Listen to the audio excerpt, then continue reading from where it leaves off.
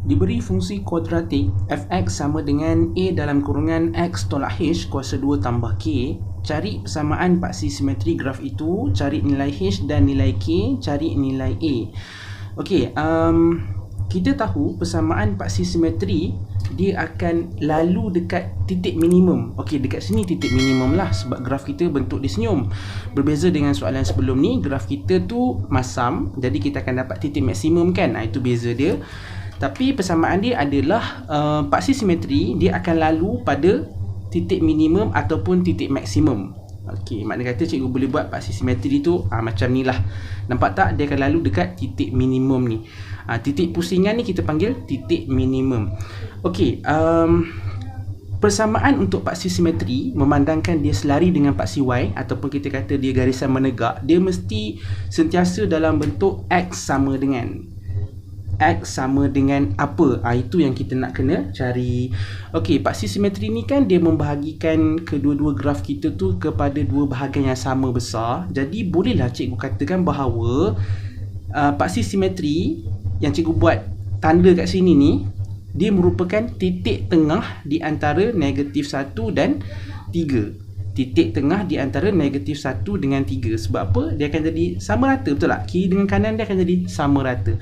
Jadi cikgu akan keluarkan rumus titik tengah, iaitu untuk soalan A, rumus titik tengah apa dia? Negatif 1 tambah dengan 3 bahagi dengan 2.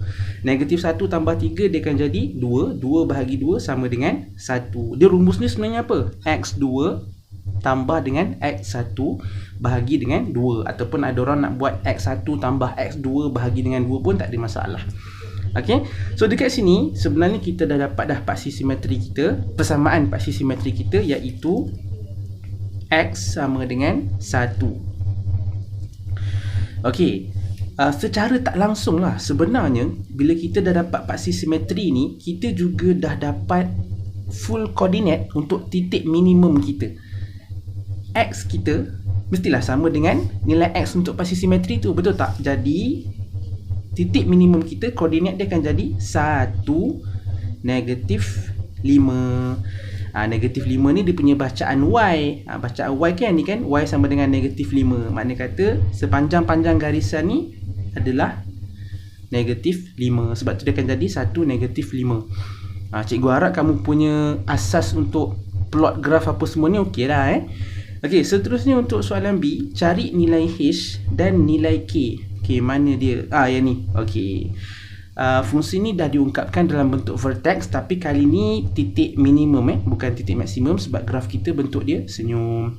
Okey, kita punya H ni sebenarnya bersangkut paut dengan nilai X untuk titik minimum. Tak apa, kita keluarkan dulu. So dia akan jadi X tolak H sama dengan sifar. Jadi X sama dengan H.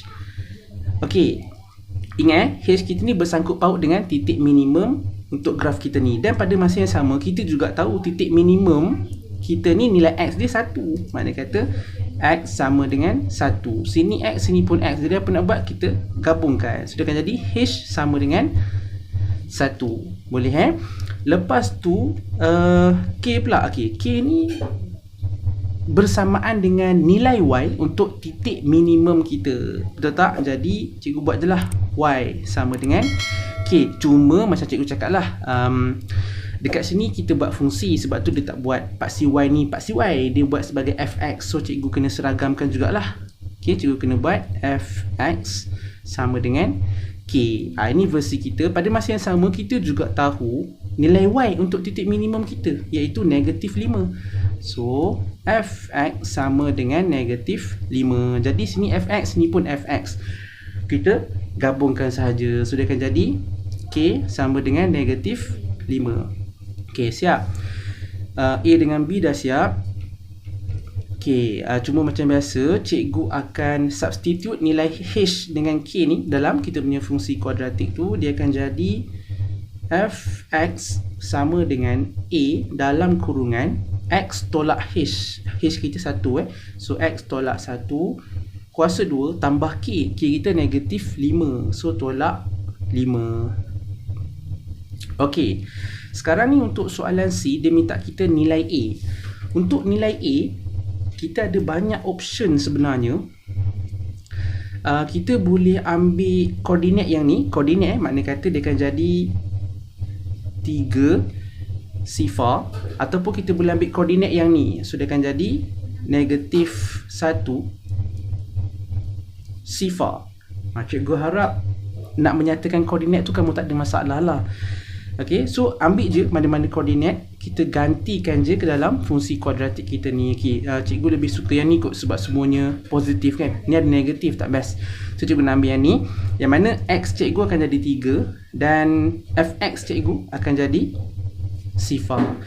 So cikgu gantikan je lah, fx sifar. Okay, a dalam kurungan x tolak 1. X cikgu adalah 3 tolak 1 kuasa 2 tolak 5. Sifar sama dengan 3 tolak 1 2. 2 kuasa 2 4. 4 darab A 4A lah. 4A tolak 5. Okay, pindah-pindahkan. So kita akan dapat 4A sama dengan 5. A sama dengan 5/4. Dah siap.